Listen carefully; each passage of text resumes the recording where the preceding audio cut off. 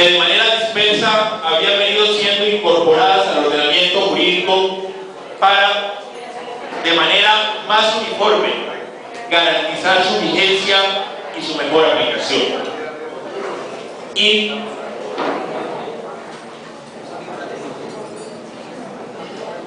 yo diría que el centro de este proyecto, sus capítulos más importantes, son aquellos que tienen que ver con las medidas de reparación. Las Cortes Internacionales para el Sistema Interamericano de Naciones,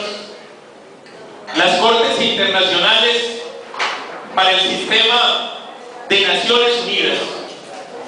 y también los organismos multilaterales en sus declaraciones de principios han venido siendo muy rigurosos en señalar que las medidas de reparación son aquellas que pretenden aproximarse al restablecimiento pleno de los derechos de todas aquellas personas que fueron objeto de violaciones a los derechos humanos. Este proyecto, en ese sentido, consagra todas las medidas de reparación que han sido desarrolladas en los organismos que les acabo de mencionar. Consagra la indemnización,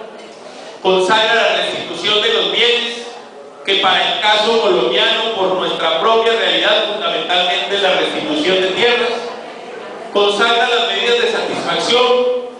consagra las garantías de no repetición. Yo quisiera, de manera muy breve, hacer una descripción de cada una de ellas. La indemnización.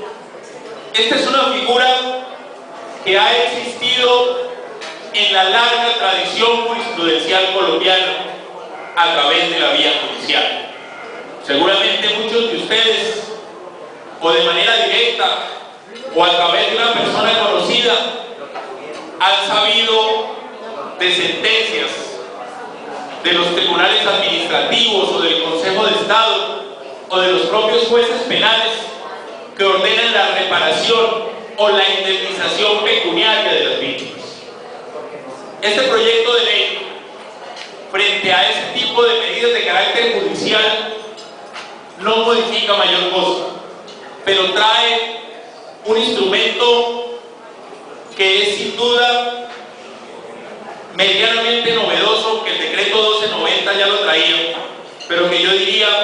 en materia de indemnizaciones es el gran aporte de esta ley, es la indemnización administrativa. Esa indemnización administrativa lo que permite es que el Estado colombiano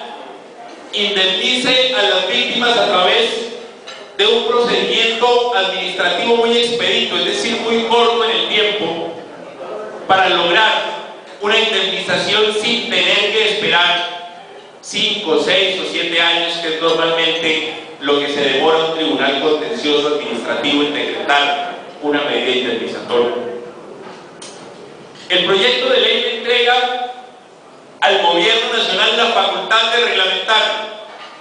pero esto sí, señalando unos principios básicos, unas directrices para esa figura de la indemnización administrativa. Una de ellas